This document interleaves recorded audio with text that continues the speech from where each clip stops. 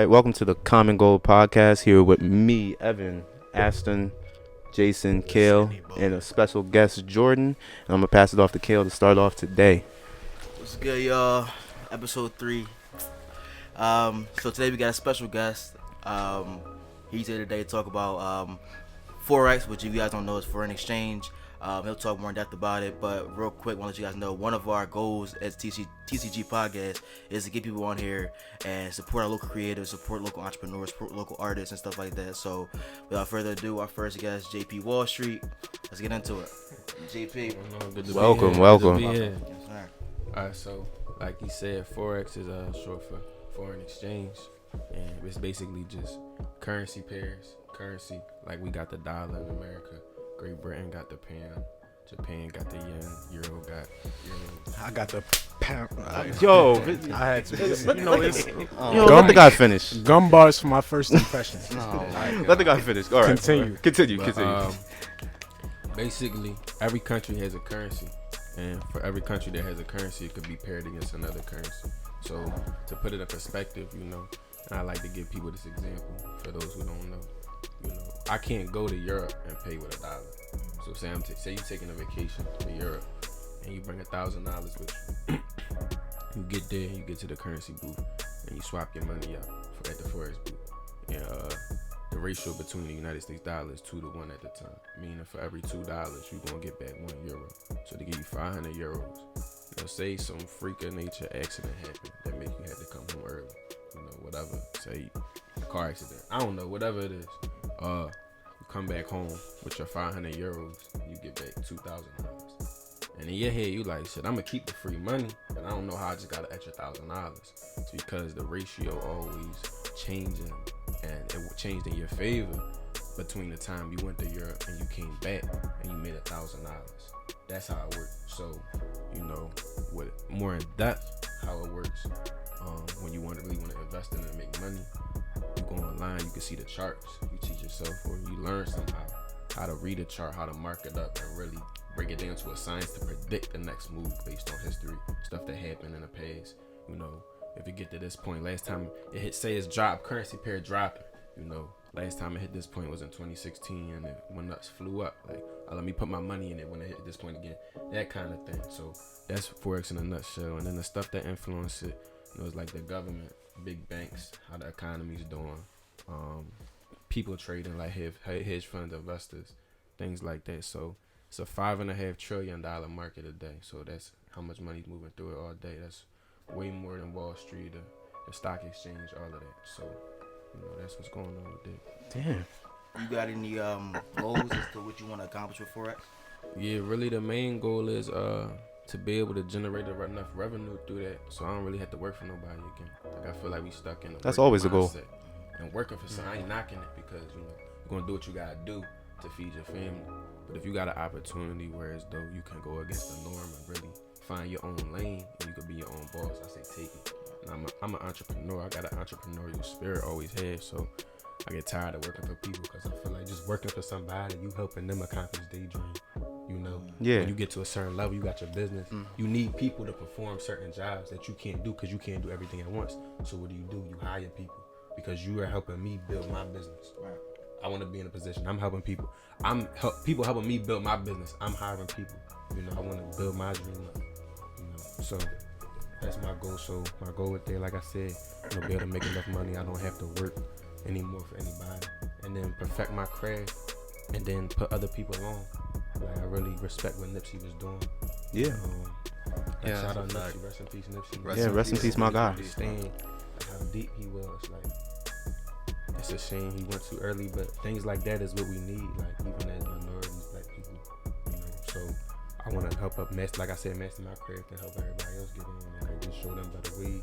People in the street, put the drugs down, do better for themselves. Like, that stuff I'm really around. Question I have for you personally, is there like a side hustle that you have that, like, from the money you make from Forex? You saying like where I invested afterwards? Yeah.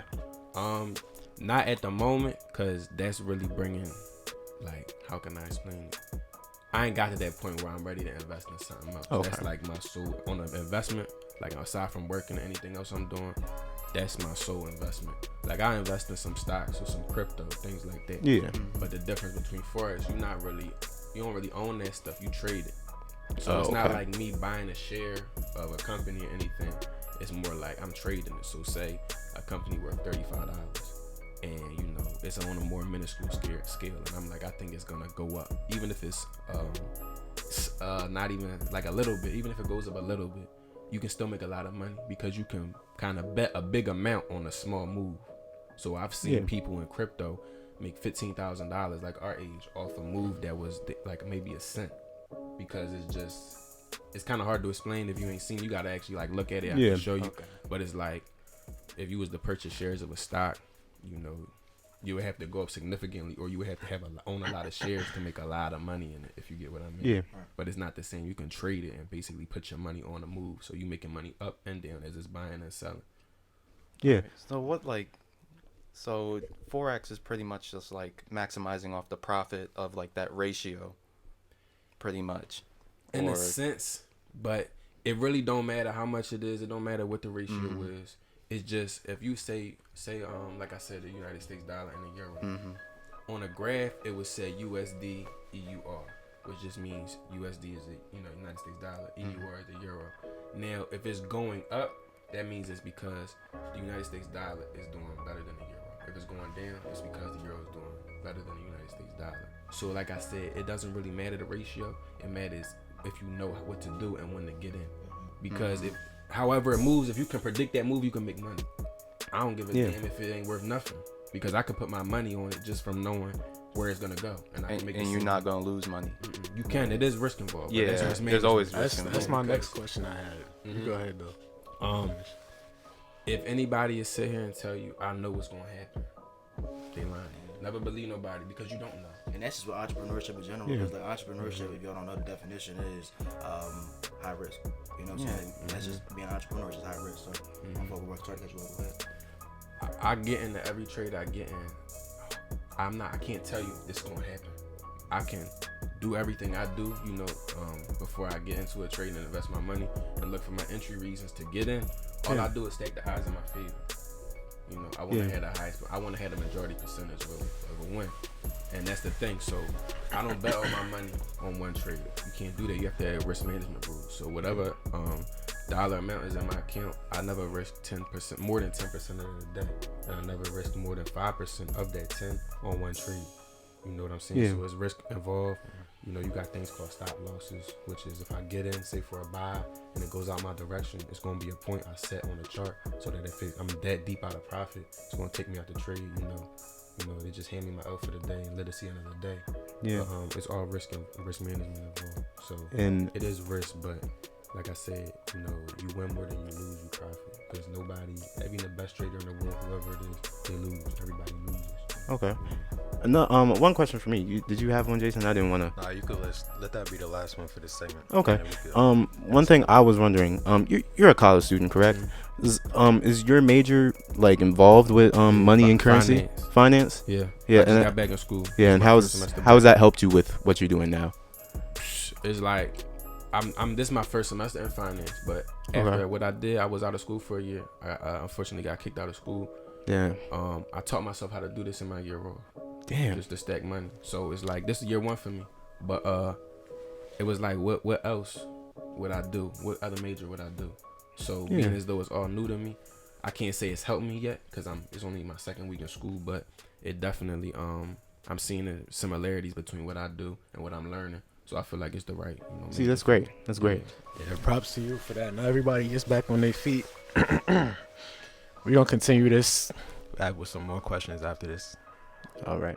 We're going to pick it up with some more questions about Forex. I had one for myself.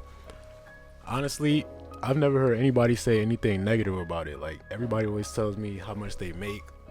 You're not going. So like that's my question. Like, what are the cons about Forex? I always hear the pros. What are the cons? The biggest con is you can lose money.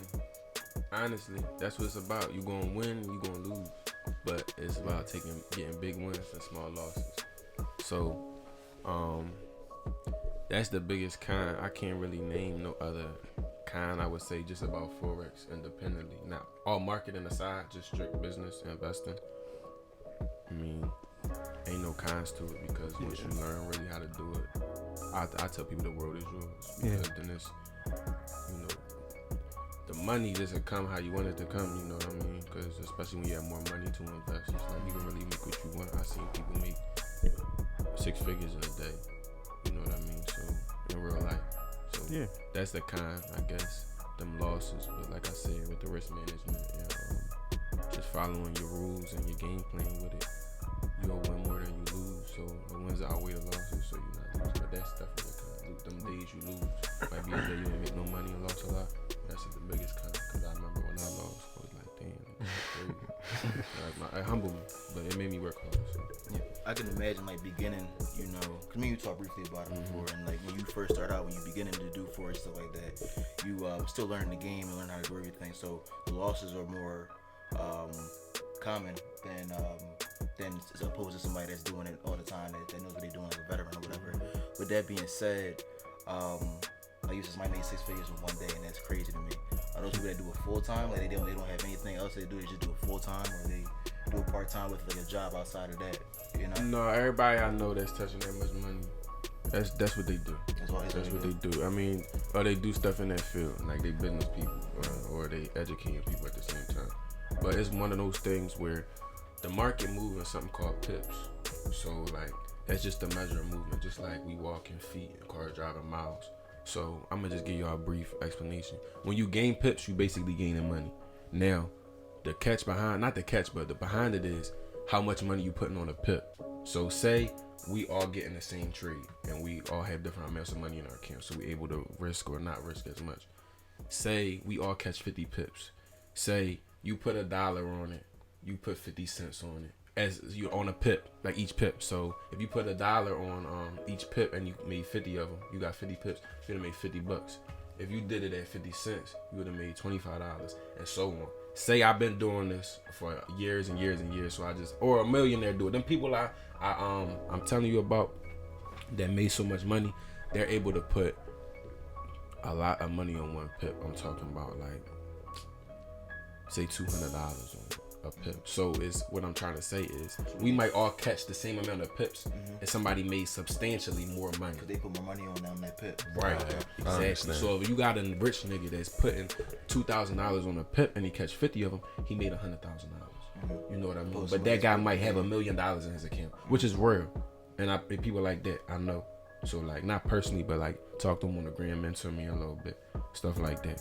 So that's how it works. That's why I said once you learn the skill set, it's yours because all you got to do is have the money to fund it, and you can really make what you want. That's how it works. So it's about your investment size per pip. Why aren't we hearing like more about this? Because all I see on like social media is like people just saying, "Oh, you can make such and such," and everyone knows like, "Oh, this probably just like a scam or something." Why aren't we hearing like? They don't want you to hear about it. In my opinion, they don't want you to hear about that because that's more money for them. That's you know, because if everybody starts getting into it, becomes a saturated market, there's less money floating around. You said like 5 something trillion. You know what? I'm gonna be honest with you. It don't have nothing to do with that. Really? You would never step on. No, not even. No, I'm dead serious. Because there's so much money. Even the people I say making 6 figures a day, you know that they don't move the market at all. And the market is moved by people called like market movers, market manipulators, the banks. Say something's gonna sell. And this they do when I talk about stop losses and stuff. When you get taken out the trade, when you lose enough, the banks and the people that control the market, they can see where the masses are at, like where they had their orders. So they do stuff sometimes called like stop hunting. So say everybody's anticipating a sell on this currency pair or whatever. The banks could do something like they'll shoot it up a little bit. So it takes billions of dollars and billions of dollars to move the market. Like even if somebody made $500,000 a day, we'd be like, wow, that's insane. It don't really move the market because in the grand retrospect of things, what is $500,000 when it's moving $5.5 trillion a day? You know how much money that is? So it's like they might move the market up to stop everybody out and gain that liquidity and volume in the market and just drop it. Now every people stopped out. That's why you gotta think about like I don't think like a retail trader. I think like I'm trying to take people money. You know what would I do if I was the bank? Stuff like that. But back to the question though about sorry, what was it again? Like why are you right? Yeah. Honestly, I don't think that they don't teach us about it because they don't want us taking the money because we can't really take the money. It's so much. Like come on, they not really. When you say empower us. they, like, like people in power, the government. people, yeah. You know what I mean? The higher ups. Yeah, I They, know. I don't feel like we're bred or they educate us to excel. But They don't want us rather to. Yeah, I think it's more to course. keep us mediocre and feel like we doing good for ourselves. Population control. You know, because even people that make $100,000 a year, like 100, once you touch 6 figures a year on salary, you kind of made it out here. But I mean, really think about what really is there. You got college debt you paying off, you got bills, you got kids, you got mortgages. You know what I mean? So it's like that's good, that's cool, but you know, it's a lot more money out here. So that's one reason why, and another reason you only hear good things about it because people don't want to show you their lawsuits. People don't want you and to do that. And the only reason I feel like y'all hearing about it so much is it's third-party companies. You know, and I ain't here to shit on them or nothing because I'm gonna respect them. I was with them at one point, but they pay you residually for signing people up. That's what's ruining it. That's why You see that a lot on we can talk about Instagram that. and Twitter. I'll let y'all ask because we could talk about all of that. Yeah. So why is it that we hear about, you know what I'm saying, oh, like it's kind of like a pyramid scheme. And It look like it. It's not on the inside. It's not. It's farther from it because somebody under you could be making more than you, but it looks like it. But like I see people post on their Instagram story or hit my DMs like, hey, you want to make this amount of money doing this, and it's just like I don't, you know, or sign about the me and then sign up this person. It's just like I'm not doing all that just to make a little bit amount of money. And then and then I feel like in the beginning you put more money into it than you gonna see back. Like as soon as you first start. So why is that the reason? Why is that? You know what I'm trying to say? Why is that happening? Because they paying that money to join. And they know that the next month they're gonna have to pay again if they don't got a certain amount of people under them, or if they ain't signed up, or if they ain't making enough. So that's how the rules are. Like if you don't get a certain amount of people that sign up underneath for you, then you gotta it's pay like money. this. It'll be say you signed up. Say you signed up August or what is it? September 1st. You gotta pay $225 September 1st. On October 1st, they'll bill you $165 for that monthly subscription, and every month is recurring at $165. Now, once you have 2 people signed up under you, your account free. Once you have 3 people signed up under you, you eligible to become an independent business owner, also known as IBO through the company. Now you eligible to make $150 a month. You'll be a platinum leader, P150, you know, and every Friday they're gonna pay you $37.50 because they're gonna split it at weekly payments. So you just rank up like that. So once you hit 3 people, like I said, it's $150. Once you hit 12 people, it's $600 a month. Once you hit 30 people, it's $1,000 a month. Once you hit 60 people, it's $2,000 a month. Once you hit 225, now you start touching some money. It's $60,000 a year. And that's on top of the money that you make In the from market. trading. This is strictly business. Once you hit 500 people, it's $120,000 a year, and it just goes up. I know some young niggas that's making $50,000 a month, $100,000 a month, like in real life on the business end. Just for signing people up. So what they gonna preach to you is y'all could do this too. Y'all see us grind, work, post, all of that stuff. That's why people are so, you know, on you because they trying to get that too, and they push you. If you ain't posting this many times a day, it's not gonna work. And honestly, it's not. But when I started, it was a little different. As in, like, I would show people what I'm doing and post it, but I'm not DMing people that I don't even know if you're interested or not. Like, yo, you want to make some money? I feel like it's making it look like a scam or something that's not. Because Forex the market has nothing to do with marketing at all. It has nothing to do with that or signing people up. So I hate to cut you off, y'all, but we out of time for this subject, so we got to move on to the next one. All right, that's But fine. JP Wall Street gonna stay with us for the rest of the episode and give us his insight and opinions on what our next coming topics and whatnot. So let's get into it. All right, for our next subject, we will be talking about Dave Chappelle's recently released new comedy show, Sticks and Stones. You guys know Dave. He's been talking about a couple of crazy things for some years now. Very controversial things. Let's talk about Very it. controversial. Like, how do y'all feel about that? Should comedians hold back certain things like this? This day and age. I mean, no. let me To a certain extent. I watched it, and I was okay with everything except, like, he touched on R. Kelly a little bit. And I was like, yeah. He was. That's like the only thing I was like, all right, you pushing it a little bit.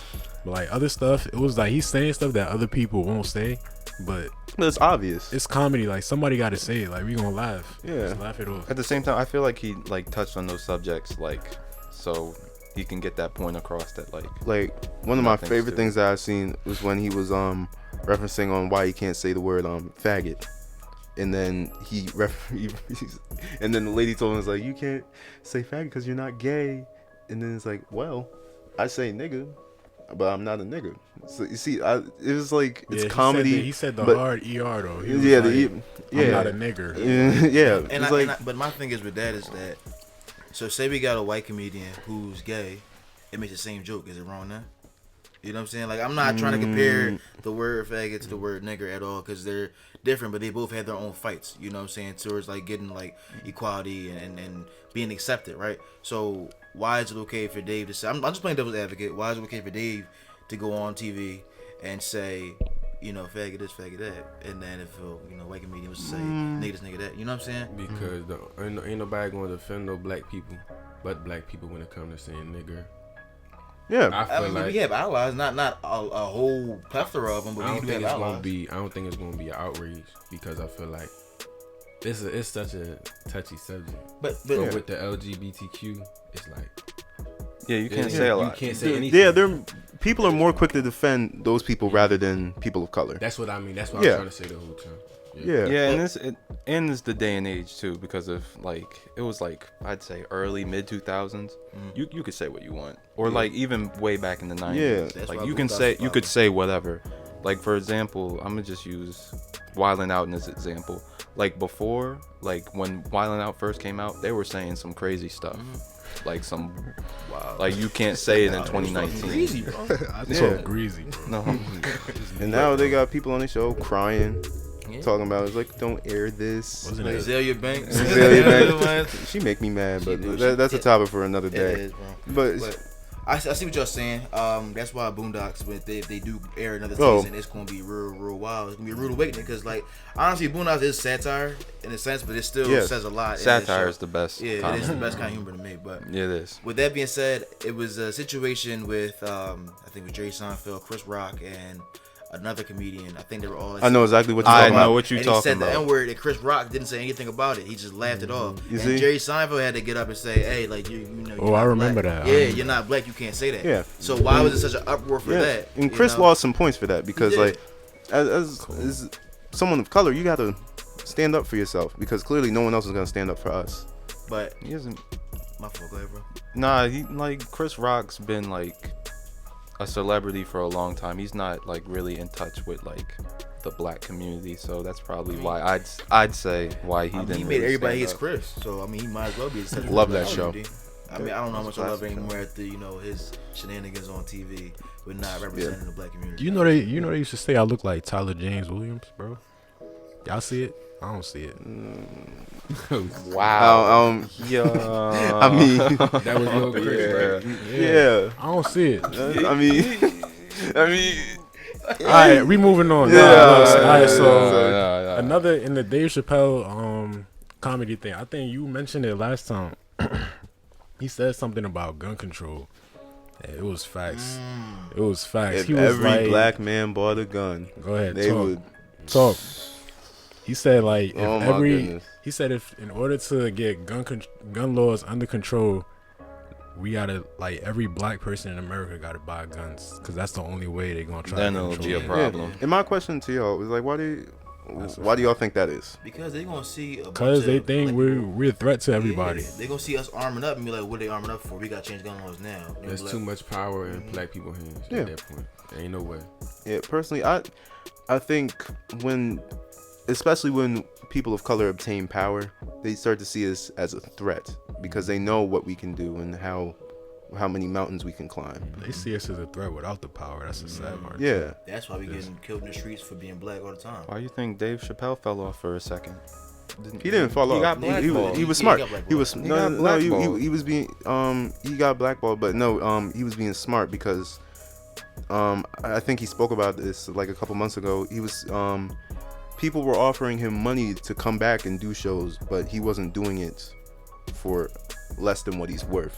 And I respect him for that, because it honestly cost him some time out of the limelight, so to speak. That's just a lot about his character, though. You know, like that's Dave. Like when y'all look at Dave Chappelle's Netflix series, and for everybody sitting there complaining about him, I get it. You may have been offended, cool. but you know what Dave Chappelle represents. You know what he's done in the past. You've seen the Chappelle show. He has years of work that sit there and tells you what he's about. And y'all sit there and clicked on his face and sit there and get upset and mad about it. For what? It's not gonna change anything. The jokes are still made. He's still gonna make the same jokes. He's still gonna get paid to do it. It's comedy. It's comedy at the end of the day. Like you, Yeah. I don't know. It's getting me a little hot in here, man. 'Cause it's like people just want to sit there and complain about so many things. It's just people being sensitive at that point. And another question. That's one thing I hate. Where are we? I'm sorry. Where? That's good. Where are we looking at? Where do we see Dave right now as like all-time comedians? And let me be specific. I want to say like black comedians because that's all-time. Where are we seeing him like listed? I think ranked? number one. Top 3. Top 3. I ain't gonna say one off the rip. I gotta think, but top 3.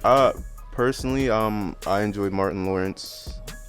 Yeah. He only funny in No, I watched his older shows. I enjoyed them. Oh, Martin is funny. Yeah. Bernie Mac's hilarious. Bernie Mac. That's my guy. I rest in cried when he peace. passed away. I was a kid, but I cried. And I would say Dave. But I would say the way Dave handled it from a business standpoint, I think puts him up there. I think like he's at a one, comedic in my icon. opinion. You know, so you think of comedy, you think of the face of comedy. You think like right now, you think either Dave Chappelle or Kevin Hart. You know, and when I prayers out to Kevin, by the way. Yeah, prayers out to Kevin. He's recovering. I read a tweet about him today. He's recovering and he in therapy and stuff now. But to go back to my point, like Dave, when I think of like icons and like this atmosphere, I think of like Dave Chappelle being somebody that's like one of the best to ever do it. And this is an unpopular opinion, but I feel like Kevin is more recognized for his film work rather than comedy. Not at first. Not at first. Not at first. As of late, he yeah. came on Now, for his yeah. comedy, but as of like now, I don't think he can be there with Dave because I don't watch his movie. I don't enjoy his movies though. I enjoy his Unpopular comedy. opinion, I ain't really like his last stand up back then. Like, except for Gun Last- Compartment. Gun Compartment was tough. Yeah, his last stand up where it was like this whole little Yeah. that was I feel like that was a money grab, but I mean, probably knowing him, it probably was, but still. yeah. I ain't really like it that much. I thought it was it wasn't his best work. I think like his first like 2 or 3 were like his best. And Yeah. he should have peaked at that, and then like took some time off and got money. Yeah, did because movies, shows, yeah, whatever he me did. I feel like he's really focused on like film now. A lot. That's And good. he's doing more like serious roles now. I don't know how I feel about that though. I'm thinking like Because you can't It's comedians hard to take him You serious. can't Yeah, you you can't can't do take it comedy seriously. forever because I'm keep it a buck. You're not gonna be funny forever. Not everyone's Well, gonna be damn like. if I'm not. well You think Kevin Hart's gonna be funny forever? Yes. Nah, it's a lot of people saying that he's not funny to them no more. I mean, He's not as funny to me no more. But that's That's why I because said that. people change with the weather, bro. Like your opinion's gonna change. Like things are fickle, meaning that they constantly Yeah. change. So people's opinions and preferences may change over time based on how they feeling that day or what's going on that year, whatever it may be. But that's not really, a shout out to Kevin saying you're not funny. It's just saying that, oh yeah, I don't really like that type of comedy no more. Somebody else might.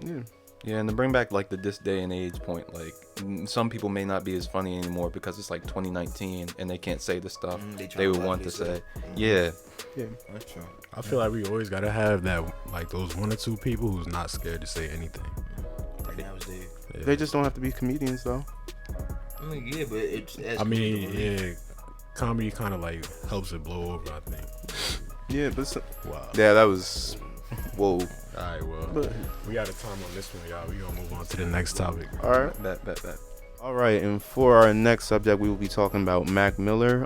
Tomorrow, a year ago, he passed from us a little bit too early, in my opinion, and a lot too early, way too early. And recently, the DEA charged the drug dealer who sold him the Counterfeit pills. counterfeit pills. I think it was oxycodone. It was laced with fentanyl. Yeah, laced with fentanyl that led to his overdose and death. And basically now let's just reflect on his career. How do y'all see it? Real quick before we get into that, I got a question about the drug dealer getting arrested. It has nothing to do with Mac Miller, but I just wanted to see your opinion on it real quick. Do y'all think that drug dealers should get arrested if somebody overdoses on their product? If it's cut with something they ain't supposed to be If cut it's- with, yeah. fentanyl Yeah, ain't yeah. got no reason to be in a perk. They cut that- Yeah, heroin with that fentanyl shit. is. If you gotta go do your research on fentanyl, it is crazy, bro. People should not be That taking. shit 50 times stronger than heroin. Yes. But so my thing is like, what if it's not they? What if they got it from somebody else and then they got it from somebody else? Then is it really their fault or is it they supplier's fault? I don't think so. It's the supply. I'll say it's the supplier's Because fault. they arrested the corner boys, you know what I'm saying, for what's going on with the distributor. I say it's the supplier's fault. If you say you got it from someone else, they'll probably Yeah. still book you, but give you less time. Nah, bro. So then it's either they gotta go all the way back down the line or they can't get anybody. That's how I see it. 'Cause I feel like you're not solving a problem unless you get the distributor. You know, because it's still gonna be out there. It's still gonna get on the streets.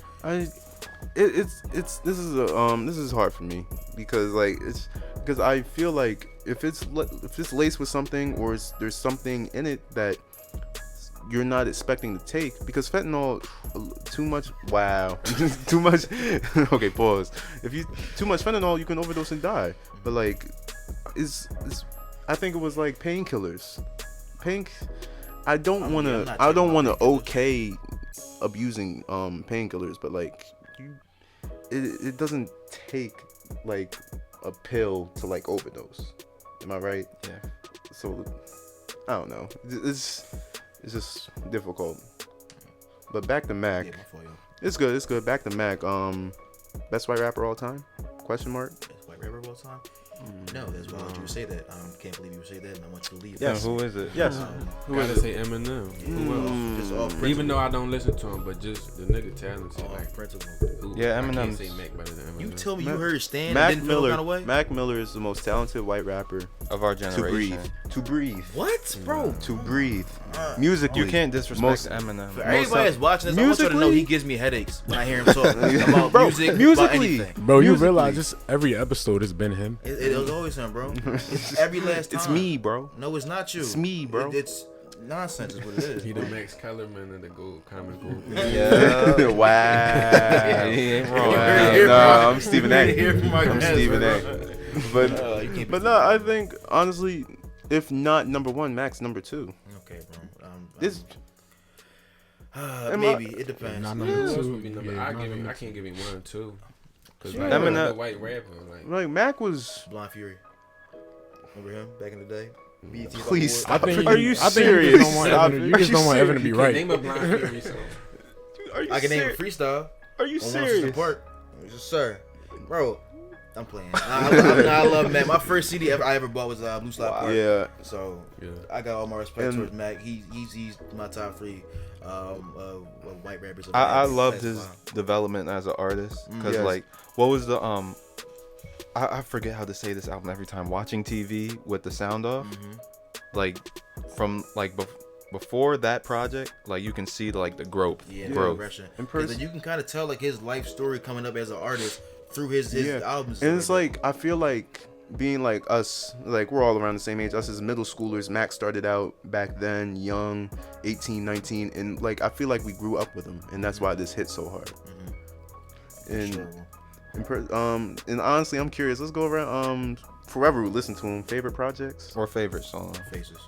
faces. You too. Yeah. it's Personally, it's I'm Faces for me. gonna be the oddball because I just don't want to say faces. Good AM is probably because Faces is a mixtape. So let's say still a album project. project. Still a project. I would say Good AM is probably one of my favorite albums. Faces favorite mixtapes, and his last album, Swimming. Honestly, sonically, it's a great album. And honestly, when it first released, I'm not gonna lie, Didn't like it that much. I'm not gonna say I didn't like it that much. It's just like I didn't appreciate it as much as I did before he left. And then like after, That's for anything. Though. yeah, after he His left, I last listened to it album, all he sounded over again. so sad. He sounded so heartbroken. bro. Can't believe I don't her. blame. I don't blame her. I don't blame her, but I'm still mad at her. It's my baby girl, but she over here treating him like that. That's crazy. Yeah, it's, You know what I'm saying? But nah, his last album, I feel like we felt the way after he passed with that last album because same way we did with Nipsey, like you wanted to honor him when he passed, you know. And, like, Yeah. It's not because like we didn't like him before, you know, his passing, but just that now everything he did was magnified, you know. yeah. Speaking of something like that, how y'all feel about like an artist dying, then everybody just like listening to their music? Good, because it's getting money for You the don't family. you don't feel like, hey, like where were you when he was alive? I mean, I do. It was like, damn, y'all late, but at the Yeah. same time, it's like you still getting hella money for that artist and his family or I'll- their family. Because I'm I'll saying I'll him. be completely honest. I ain't listened to Nipsey like that. I was a fan. I recognized his I'm craft. surprised. I'm just wasn't for me. I recognized his craft. He was a great artist. But like when he died, I was like, R.I.P. Cool. I ain't listened to him like that. It ain't hit home for me. I was disappointed about how he left, but like it really didn't like like, man, I was listening to him like that. So like I'm not gonna go like over the top and be like, oh my gosh, this song did this for me, and be like just overboard with like recognizing him. I just feel like if you didn't listen to him like that, then it really shouldn't. I feel like it's not genuine. I mean, like if you didn't know about them, that's different. Cause like say you didn't know about the person and then they die, and then that brings the recognition. Like, all right, let me see what this was, and then you go and listen to it. But like if you knew about him and he died, and it's just like all of a sudden you're gonna go listen to him, I think that's different. That's weird to me. I think it's not as super genuine. different. Yeah. Like if you didn't know about him, you're like, all right, let me go check him out. Then I feel like there's nothing really weird about that. But I think it's two different things. Yeah, personally, just like with deaths like these, because you have fan bases that are hurt. I just want the support to be genuine, because I mean, the support is regardless if they're part of the fan base or not. You know, it's just it's the nature of the beast. I don't want you going on Instagram, your Instagram story talking about rest in peace, but you listen to P&B Rock and Chief Keef 5 times out of the week. Bro. I just named random people. You live with him, bro. I just named random people. But what did the other people they listen to have to do with it though? No, I was fucking around. What, bro? But I was just fucking around. Hey, shout out to P&B Rock, shout out to Chief Keef. Man, both not great P&B. artists and they don't respect. Chief Keef's like the GOAT. So. The GOAT of Chicago. Chirac Drill. Yes, sir. Well, Oh, Chirac Drill, he not. let's save it for next week, Yeah. because I would love to talk about that. But yeah, it's Rest in peace, man. He accomplished so much as far as growth as a person, as far as just reinventing himself. And He really did that. yeah, and just like he did a great job of adapting with the changing times, because like early when he came out, which is like what 2010, 2011, and then like moving on up until like I would say 2018, 2019, this has been a lot of changes in hip hop, and he adapted like that. So like, and like even like with him, like why I was so hurt by his death was that I thought he was done with drugs. You know, cause like No, I knew he wasn't. I thought he it's was, cause like after Faces, I thought he had like Nah, I quit knew he drugs. wasn't. I When personally think he got Ariana drugs. broke up with him, I was like, Yeah. there must be I something mean, I had a seriously thought wrong. like maybe he might go back, cause like that's how a lot of addicts think. Like they might go back. I'm not saying he's an addict, nothing like that, but you know what I'm trying to say. He might go back and start, To cope with it. yeah, That's to what cope you're with the trying to breakup and say, stuff like yeah. that. Yeah. But I just in my head I was like he can't. Yeah. I will say that I think the breakup kind of made his like drug use worse. yeah, I think it did. But And then they get let's engaged not over let's the not Usually put. people take drugs to cope with stress that they can't Yeah. just deal with. But let's so not- that might be the only way he really knew how to. Yeah, but let's not like throw all the blame on Ariana, I'm not- because I'm let's not not throwing let's not be blame like, on her. I yo, don't if you think ain't she- break There up. was a lot of blame thrown on I her. don't think Yeah. she should take any of the blame though. Because He it's just made- gonna be She like, tried, yo, like she Yeah. made a statement saying like she tried her best and she couldn't just deal with yeah, like helping him anymore. Like Yeah, she but- tried. R.I.P. to Mac. We gonna Peace, move on Mac. to a more Yes. political topic again. all right. We're gonna get back into the music scene a little bit with this next topic.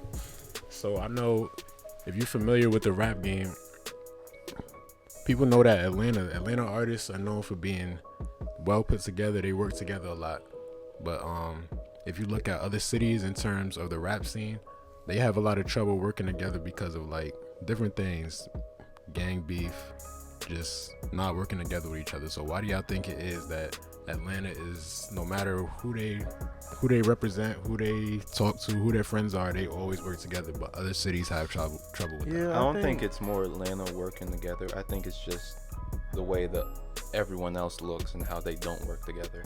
I'm gonna disagree because I know people that purposely go to it. No, I don't know people, but I hear of artists that purposely go to Atlanta to find their sound, and then they may be a blood or something like that. And Personally, where they from. I think it has to do not necessarily with hip hop itself, but culture, because it's more of the down south and West Coast people. They're open, unselfish. They want to get together more for like the people up north, and like for like the tri-state area on the way up to New York. We kind of like stay to ourselves more together, like, because in these more like northern cities, people feel like it's harder to come up, and then people want to like do it by themselves and try and not have like help from others. They're other than like Atlanta and Florida and the West Coast, they come together. People blow up off of doing songs with each other. But why is that? Like, I don't know why is that. You know, It's just- people in like the East Coast, not even just the East Coast, but just like, especially like where we're at, like Northeast. Why is it that we really can't get together and support, you know, and put somebody on? You know, like when you hear about somebody being on, it's because they got like a whole, you know, neighborhood, you know, putting them on. You know what I'm saying? Like a whole area that's really supporting them, rocking with them heavy. Like I feel like Atlanta really is like a place that really openly embraces you, no matter what. Yeah. You know, like Uzi came from Philly and went to Atlanta, found his sound. You know, and then he started popping from there. So it's just like, why can't that happen? Why couldn't Uzi have stayed in Philly and then did what he did? Maybe it's not people don't want to embrace you, or I think it maybe just there's no one there to embrace you. You know what I'm saying? Can you explain that for me? Because I'm trying to figure out. Like where we're at right now, there's not a lot of people on like entrepreneur scene or like music scene. Like, you know what I'm saying? Mm-hmm. Like there's more people out in New York or like more like urban areas, populated areas. Nah, that's But what if we're talking about. anything, We New talking York's more about populated than. We talking about the other populated areas, like compare Atlanta to New York, compare New York Oh, to I was Cali. talking about Delaware though. Nah, yeah, we talking you about like yeah, you industry. can't, you We can't talking do about nothing like in Delaware if industry nobody artists. popping. Industry artists. Yeah, like Oh, I was like- talking from a business standpoint. Shit. Yeah, and then I feel like the OGs in like Atlanta and New York. You see like Gucci Mane get out of jail, he doing a song with everybody and their grandmother. That's true. You can't get Like- that. You can't get that out here. And then, bro. like then you see people like niggas is fighting for a whole feature. Jason, name an OG New York artist. Like Me. 50 Me. hates everyone. 50 hate everybody. Nas 50 don't Styles 50 P and 50 Dave don't hate everybody. Styles 50 P don't count. No. Why don't he count? Yo, oh yeah. Stop. I just don't like Styles. I I, will feel like Styles Bro, is just, what? Come on. 50. He said so he don't count because you don't like him? No, you gotta let me elaborate. Headaches, bro. Getting headaches, bro. It's always you. I don't see Styles as an OG. Or it's like one He's of those. old. You lucky Malcolm not here. I don't see. You I don't lucky see Malcolm Styles. not here. Bro, I see. Crazy, bro. Malcolm got to take Malcolm care wanna do of the T-Rex. Yeah, but hat. what I was saying about 50, like he always trolling people. Yeah, he he oh, just- he yeah, jokes around he's too talking much. about like Dave East and like I think Trey Songz, I think owing him money and shit and blasting it on Twitter. He said East owed him money. Yeah, He said everybody over some bottles I and might owe club him and money. stuff. you might owe him money for that Forex trade back in the day. Man, 50, he just, but I feel he does embrace you at times. So like, he had 50, like, go ahead and put pick and Kendrick choose. on, you know, Power. You know what I'm I mean, saying? It's just, he embraced Tekashi. Yeah, I so, was about to mean, say he loves 6ix9ine. Yeah, I mean, I don't know why. I feel like it was more of him just trolling because 6ix9ine was kind of whack. Yeah, he was just like loud person. he that did a you music about. video with him. Mm, You can't troll to Money. that level. mm. That can't Money. be trolling at that point. It's either money or trolling. I'll say that. Clout. All right. Now, I want to speak specifically on the New York scene compared to the Atlanta scene because they get looked at as two different kinds of rap. New York is known for being lyrical, having like the artists who rap, if you want to say that. And Atlanta is known for like mumble rap, you could say, but they make catchy No, music. it's mumble rap.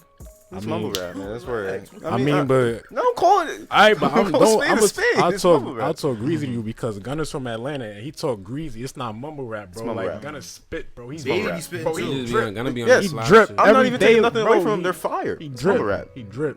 But as Every- far as talent, New York got that. Like it's an Yeah, that's what I unfair feel advantage. like I feel that's like kinda it's the that point. because Gonna it's say also that. It's an unfair a advantage. part where like people don't see is lyrical rap is like something of importance anymore. They don't see it be appealing because like Yeah. a lot of times it's like only person that's kind of making lyrical rap like popping right now. Say it. I was gonna say Joyner. Oh, never Yeah. mind. I thought you were But gonna if say you that want me to somebody. say Kendrick, I'll say Kendrick. Yeah, 'cause I mean, what you want me to that say. kid that was ducking Lupe. Bro. Oh, I'm not gonna talk about your favorite production, him, bro. no. That's a topic for another day. Don't do this. Don't do this. No, No, this is- no, we no, I'm gotta not doing guess. this now. You I'm hear not, me? We gotta guess. I'm not We doing doing this right now. I'm not doing this with you. I'm I'm sorry. not. I'm sorry about that. I'm not doing this with you. You know he was ducking I'm about to put you Lupe. in timeout. Anyway, What? Yeah. Stop it. Anyway, but as far as Atlanta's scene compared to New York, I don't know, man. I just feel like it gotta be the weather. know what I'm saying? The 'Cause weather. You're cold, man. Tim's is heavyweight and everybody Bro, down. the weather, I drip in the cold weather. I mean, Everybody yeah, I do dripping too, in but it. like you more liable to get out and meet people when it's hot outside. You know, I'm trying. Yeah, that's actually that's I'm low just key. trying to Nah, make that's a low key fact. true. I meet more people when it's like not cold outside. I mean, yeah, because you out. I don't want to go out in the cold. You don't want to go out at all. Yeah. On some No, shit, I'm gonna stop. keep it Bro, a you bean, don't no, though. want I to leave the don't. crib. I think it's upbringing, and like I know somebody touched on it before. Yeah. Just the culture stuff and the old heads and what, like you talking about gang banging and that shit and what's allowed and tolerated. Yeah, and fall because back on the old heads because it's like it's a certain point where it's like this thorough to do and it's not thorough to do. yeah, and like the and, young boys and the know- old head would come in and like be like, knock that shit off. Yeah, That's not cool. that shit ain't flying. Yeah. Because a lot of times in Philly, like too, like the young, really, it's the young boys be dickheads too. I mean, the old heads be dickheads though too. So it's like, who really? Yo, telling that's you, like- yo, stop being a dickhead. Like it's funny, but Yeah. it's like, cause a lot of the niggas getting killed, like it be old. Like why that shit just cool? Like a nigga, like really, it's crazy in Philly. Like if you got something, niggas hate you for having something. Like it's so crazy, and it's like. I think that's You know, a honestly, lot of that's places just, though. Yeah, it's Yeah. not just Philly. I can only speak on that Philly because I'm from there. It's But not just Philly. It's like why- personally, I could say it's Delaware too. Mhm. You see that from There's people no here. old heads in Delaware. Like no OGs. Not even old heads. I'm just talking about people in general I know, that just I know like what I'm saying. it's But like, just I feel like when hate you for having something. when you like Atlanta, you got like guidance. You know what I'm saying? You got like if they do have gangs, whatever. Like you have like somebody that's old enough to tell you what's right from wrong. Like those gangs aren't focused on killing and murdering. It's like they focused on getting to a bag and getting out the hood and then putting their neighborhood on. That's what they focus on. You know what I'm saying? I feel like a lot of times with like Delaware, Philly, you know what I'm saying? Even New York. You don't really have a lot of old heads or OGs, you know what I'm saying, guiding these youth, and they just let it stray, you know what I'm saying? They just out here lost. So I feel like that's a big reason as to why the scene down there is different than the scene up here. Yeah, because you got a lot of the OGs, like notable OGs. I would say like I can't even say J on a whole nother level, but I would say like Nas, 50 was one of them. Who else? Styles P. Nah, I'm gonna say his name. I will say Uncle Murder. Who else? I will say New York, like even though they don't really work together, like from a business standpoint, they have a lot of businessmen coming out of New York, like Nas Yeah. and Jay-Z. Yeah, I feel like New York, like Northeast, like you know what I'm saying, New York, Philly, whatever. They are people that are go-getters and hustlers. So Extremely it's like they talented. gonna get it on their own, regardless of what anybody got to do. Yeah, say that's about it. on your own. But I feel like That's- Atlanta's like everybody's together and then they gonna put everybody on. You know what I'm saying? Like, One thing I will ask: would you say Atlanta separately doesn't have crazy talent, but like they level themselves up by coming together? nah, I'm gonna say Atlanta sound as hell. I'm gonna say It work hand in hand. Because Yeah. it's definitely talent there. it's But talent. if you take, just like, there's a lot of talent in Philly, but a lot of the talent don't even make it out.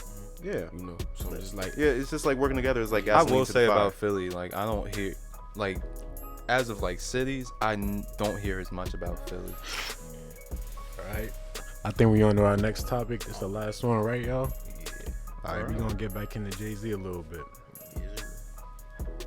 For our last topic, we're going to speak on the Inspired Change organization that the NFL has led. The Rock Nation is partnering with them in creating apparel and songs for the season for the NFL. And other artists that have joined in and helped out Jay-Z are Rhapsody, Meghan Trainor, and Meek Mill. Is this what you expected from Jay-Z, seeing something like this? And all the proceeds are going to like organizations that help out injustices everywhere and stuff like that. You know, it's crazy. I saw, I got to pull it up, but it was a organization that they was helping to support, and I saved this in my bookmarks. oh, the lady was cutting his dreads. Yeah, cutting the dreads off. Or It's his just locks. said, today the NFL's Inspired Change social justice group is funding and visiting a nonprofit that wants to cut off the locks of Chicago black youth for a better life. And it just got this white woman in here cutting these people's dreads off. You know, and I don't know how I feel about that. Yeah, I just hate the stigma of like dreads, bro. Like it's a hairstyle. It is. Like Because we wearing it now is a problem. yeah, They want everybody to be cookie cutter and come into the work. Yeah. White folk got long hair. All of them. exactly. So what? Just because it's a different, what's consistency? What is it? Grade of hair? It's like locked up. Yeah, like what? Yeah. I feel like it's because it change. they're in positions of power and they aren't used to seeing hairstyles of people of color in these same positions. So it's kind of like threatening to a sense where it's like, oh, I saw somebody else that you know with hair that was cut shorter and tamed and stuff like that, and now you come in here with hair all wild, and I can't do that.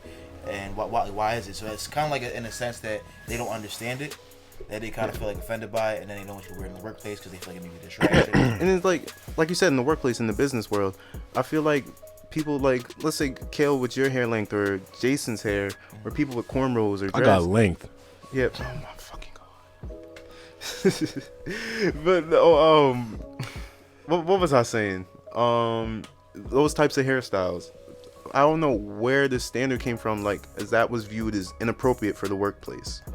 Like nowadays, we're seeing people, white people, with piercings, tats, blue hair, and a mohawk, working as a secretary, and But I haven't. I'm be honest with you, I haven't seen that often. I've seen like you kind of fit the white. attire. I'm sorry, bro. It's white society. That's the only reason. I mean, yeah, in a sense, but you also got to fit the attire of the culture, the place you're trying to work at, fit the attire of like the company itself. Like if you're going to a Spencer's, you expect to see somebody in there with piercings, tattoos, crazy hairstyle, whatever it may be. If you're going to a law firm company, or a law firm, whatever it may be, you're not going to expect to see that kind of stuff. It's just that, like, I don't see an issue with that. I go to a law firm, I have the resume, I have the knowledge and schooling to back everything up, but I have cornrows. Is that some people might see that as like, oh, that's inappropriate, we shouldn't hire him, or he has to change his hairstyle. Why? Yeah, I checked all the boxes. And I Who's feel to like say if you, what's inappropriate? And I feel like if you cut it off, you're just a sellout. Yeah. Whoa. Well, I mean, you make a job. Like, in a way, but you still, in a way, you still gotta do what you gotta do. You're trying to get paid, bro. I got a family to feed. yeah. But yes, as far as like Jay-Z though, we got way off topic, but like as far as Jay-Z though, like, I mean, I expected it. Cause like, if y'all remember, I gave him the benefit of the doubt. And I told y'all it was a money grab. I think it would have been an issue for people if it didn't reference social reform. Can we say that? Yeah. The fact that he reached this area that is social injustice, I feel like people are more not satisfied, but okay with the fact that he took the deal. Yeah. But I'm trying to figure out what Meghan Trainor has to do with social reform. Maybe that's just one of the artists that signed up. I mean, maybe. I feel like at the same time, I feel like at the same time he's putting other artists on. Yeah, it's like Meek, Megan, Rhapsody. I don't know. Like, okay, I understand Meek and Rhapsody. I don't know where Megan. You know why? Because it's not really for what they're trying to make it seem like, and they need the white crowd too. That's what I was thinking. I mean, granted, they say that the majority of people that listen to rap music, like who keep it going, is teenage white kids, white boys. So, so I get it, but in the grand scheme of things, from like adults and people looking inside of it, we built on white people and racism. Like, let's call it what it is. Yeah. But it's like, who gonna appeal to them? We need some. She has to appeal to the left crowd. You know what I mean? To build off of that, what I'm gonna say is, throughout every trying time for Black people in society, we have always needed an ally to help us get our point across and help us progress as a society, as a people. With that being said, she may be the ally that we need to help us get our point across with the social reform thing, because she's going to bring in a different crowd, different audience. People want to see her, see what she got to say about things. So it may be a good thing that Jay-Z had these two people come up there and perform for his, inspire change apparel, whatever it may be. And that's cool, but I just at first look, it looks kind of weird, Yeah, I'm not saying like I am not knocking Megan. Like, kudos to her. Like, I'm glad she's getting involved in something like this. I'm just saying, like, could he have found somebody else? I mean, it's Meghan Trainor. I mean, do y'all still expect some type of like something connected with like social injustice on African American people from Jay-Z with this deal? Yeah, I think he just couldn't do it right away. I think this probably leading up to it. He didn't want to jump right in and just go straight into it. He kind of has to build up to it, I think. Pause. But what was it? But what was? My bad. I don't think so, man. And I'm gonna keep it brief because I know we running out of time. But it's like Colin Kaepernick kneeled for against rights for Black people, police brutality, those kinds of things. Now, if y'all care about it so much, he's still being blackballed through the whole situation. He doesn't have a job. It's nothing. It's like all the light is off of him too. Yeah. And it's like, but now, if y'all so worried about social reform and all the kind of things you say you standing for, though, why not build up from the root? Why are we just brushing over this? Yeah. Which makes me question. It's just like it's business money scheme, and the NFL probably did take a hit with their revenue based off everything happening. They like, They wow, we did. want to Yeah. get. So They it's did. like this kind of seems like aside from finesse. football, I think Jay could have got Colin involved. Yeah, of course. It's nothing to get Colin We still involved. don't know Colin's the a businessman. But we still had to see what's gonna come out of this deal, Maybe Jay-Z does get him involved, But right now it looked like he was beefing on social media. Colin was throwing shots at him or whatever. Was it? Yeah, like when he first made the deal, and stuff like that. 'Cause you remember he made the statement about, and you what did he say about kneeling? You going Oh kneel my so gosh. much. Yeah. No, don't even reference that. But yeah, it was something along those lines. That Colin was just like, we still kneeling or whatever, something like that. So we just gotta wait and see what Jay-Z's grand idea is with this whole deal. Because stuff like I'm hoping it's not gonna be like a one and done type of thing. It's like, oh, I did this, now I can just go on with this deal. I think there's going to be a lot more. Trust me. There is going to be a lot more from Jay-Z and NFL in the future. I can see it. We gotta wait and see for we really. Yeah. And I feel like on that we should wrap up.